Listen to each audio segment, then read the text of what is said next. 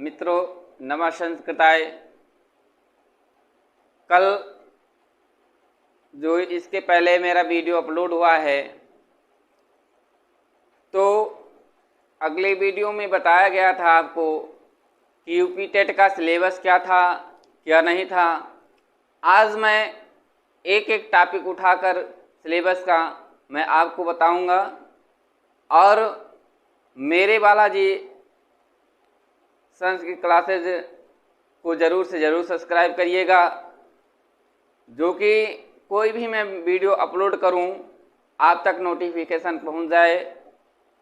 और मेरा पहला टॉपिक आज का रहेगा वर्णमाला और महर्षि सूत्र। पहले मैं देखता हूं महर्षि सूत्र।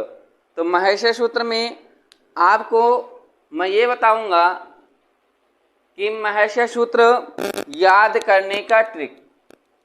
तो आप पहले देखेंगे कि महर्षि सूत्रों की संख्या 14 होती है।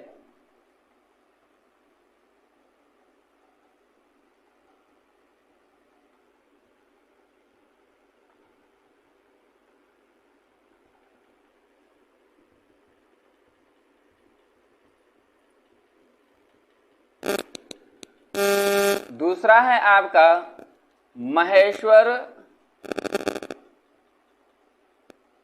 सूत्र। तुम्हें जो सूत्र के अंत में जो वर्ण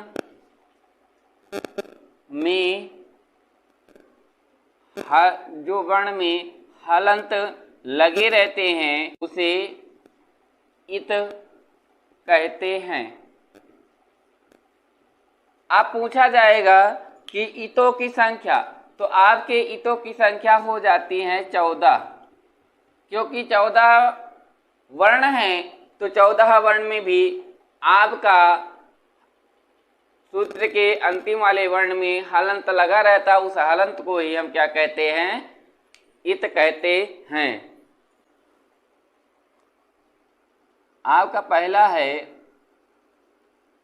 आ ई उ ऋ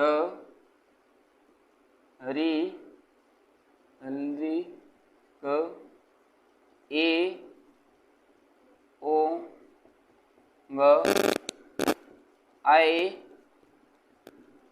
औ च हा य व र ट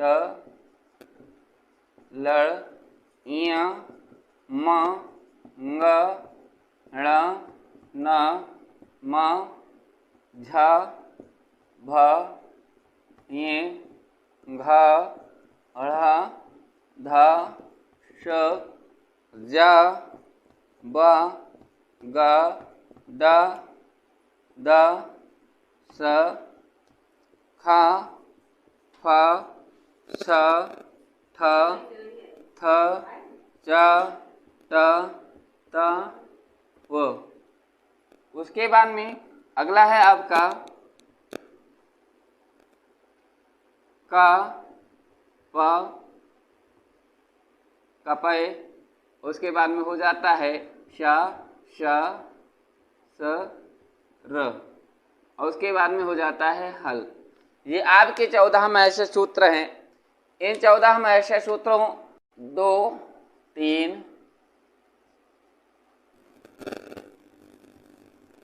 14 आपके महर्षि सूत्र हैं। तो इसमें आपको मैं ये बताने जा रहा हूं कि स्वर वर्ण कितने सूत्रों में वर्णित हैं, समाहित हैं, और कितने सूत्रों में आपके अंतस्थ हैं, और कितने सूत्रों में आपके ऊष्म वर्ण हैं, और कितने सूत्रों में आपके व्यंजन वर्ण हैं। इसीलिए इसको कहा जाता है महर्षि सूत्र। पहला नाम होता है, दूसरा नाम महर्षि सूत्र का ही दूसरा नाम आपका वर्ण समन्वय है, और तीसरा नाम है आपका शिव सूत्र, और चौथा नाम है आपका शिव प्रसाद, क्योंकि शिव के द्वारा पाणिनि ने प्रसाद स्वरूप में ग्रहण किया था। तो तो इसी महर्षि सूत्र में आपका वर्ण विच्छेद पूरा वर्णमाला भी समाहित है।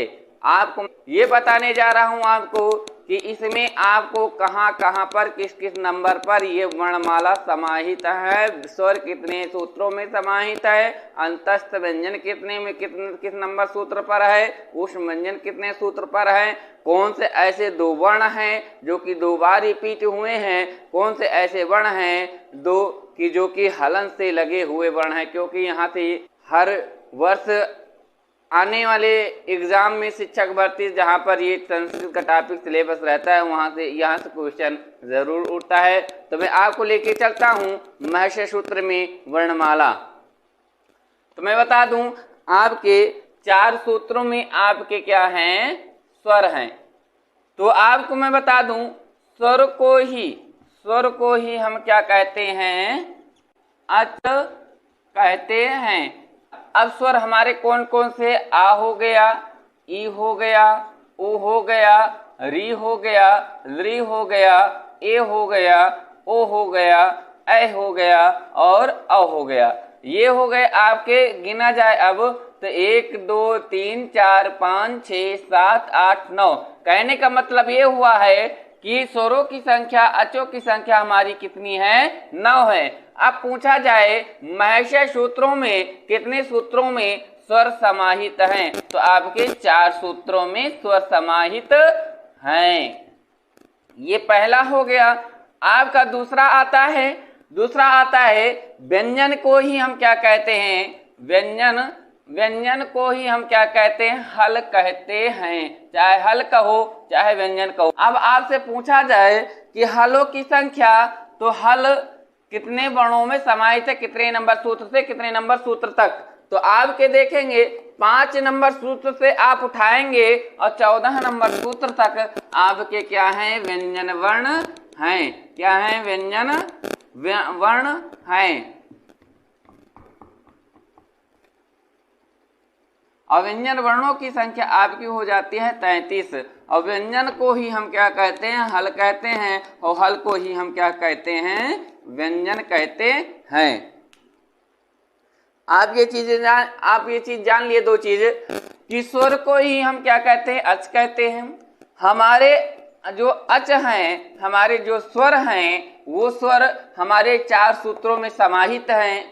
और इन स्वरों की संख्या हमारी कितनी हो जाती है, 9 हो जाती है। और व्यंजनों की संख्या हो जाती है 33 हो जाती है। और व्यंजन को ही हल कहते हैं, हल को ही हम क्या कहते हैं, व्यंजन कहते हैं। इतना आप सब लोग जान लिए। वो अब लेके मैं चलता हूँ ये याद कराने की बात को लेकर, क्योंकि मैं आपको इसके पहले मैं बता दिया कि जब तक महर्षि सूत्र याद नहीं होगा तब तक आप कुछ कर भी नहीं सकते।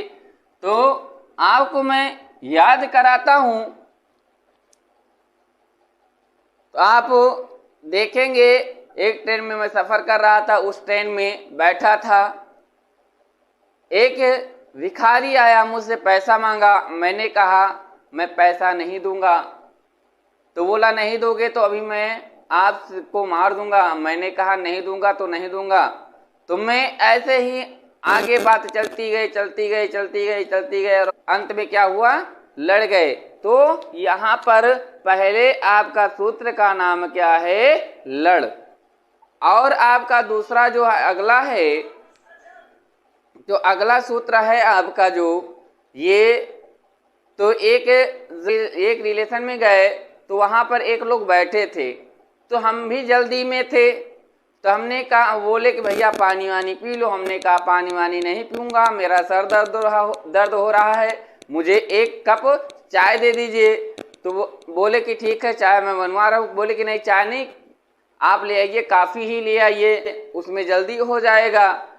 तो मैं बैठा ही था, तब तक उसके पापा ने कहा, ए बेटी तुम कपे में लेके आओ जल्दी से चाय, कपे में लेके आओ जल्दी से चाय। तो आपका जो है 12 नंबर का सूत्र का नाम है कपय। और जब मैं वहां से चला गया अपने काम के लिए, तो जहां पर गया था मैं, वहां पर मेरी समस्या क्या हो गई, समस्या हो गई खत्म, मतलब समस्या हो गई हल। तो हमारे 14 नंबर सूत्र का नाम है हल।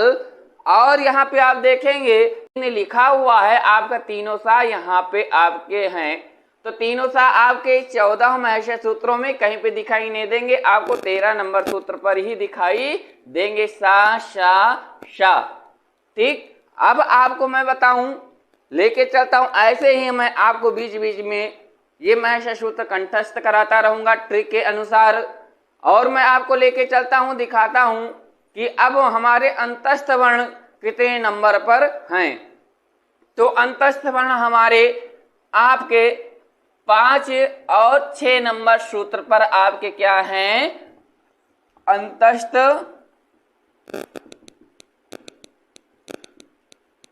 अंतस्थ वर्ण ये आपके हैं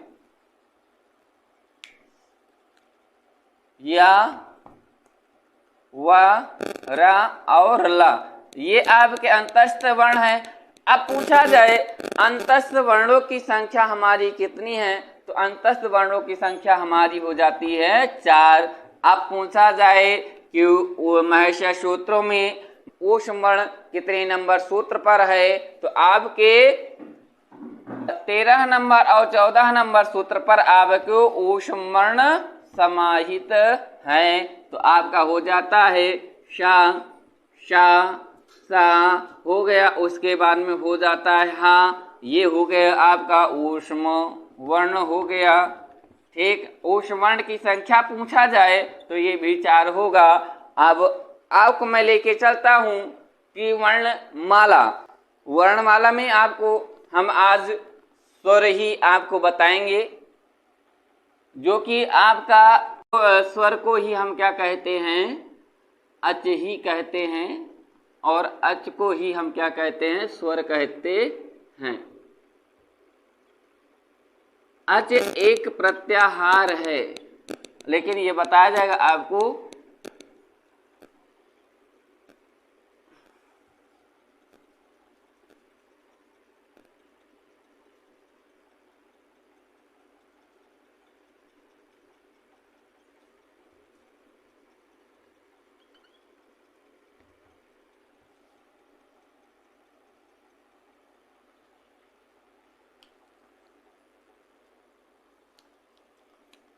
आपका हो जाता है हर्स्व, हर्स्व स्वर।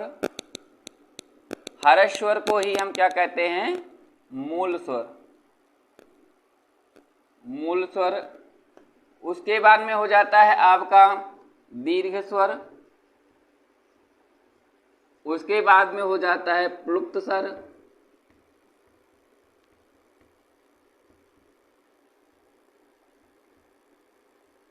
प्लुप्त स्वर। उसके बाद में हो जाता है आपका संयुक्त स्वर, संयुक्त स्वर। अब देखा जाए कि हर्स्व स्वर पूछा जाए तो हर्स्व स्वर चाहे कहा जाए चाहे मूल स्वर कहा जाए, तो आपको क्या बताना होगा कि हर्स्व स्वरों की संख्या हमारी कितनी होती है, 5 होती है। तो कौन कौन से हैं, आ है, ई है, ऊ है, री है और री है, ये 5 हो गए। आपके दीर्घ हैं बड़ा आ, बड़ी ई, बड़ा ऊ, ए, ऐ, ओ, औ, ये आपके हो गए दीर्घ स्वर। अब प्लुप्त स्वर में होता है आपका ऐसे ही आपको दर्शाया जाता है, ओम या 3 का, पहले हिंदी में जैसे 3 बनता था ऐसे ही आपका प्लुप्त हो जाता है। ये पहले प्लुप्त का प्रयोग वेदांगों में किया जाता था। तो यहाँ पे संयुक्त देखेंगे, संयुक्त वर्ण हमारे कितने हैं, आपके ए हो गया, ओ हो गया और ऐ हो गया और औ हो गया।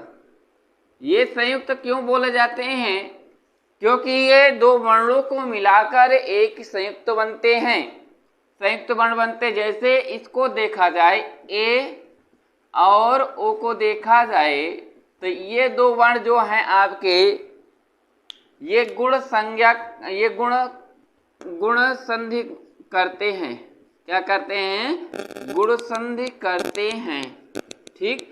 अब आपसे पूछा जाए गुण संधि करने वाला कौन से ऐसे दो वर्ण हैं, तो आपके क्या बताना है? ए है और ओ है। आपको से पूछा जाए ए और औ, ये दो हैं, ये दो वर्ण क्या करते हैं, तो आपको बताना होगा ये दोनों वर्ण वृद्धि करते हैं, वृद्धि संधि करते हैं या वृद्धि संधि वर्ण हैं।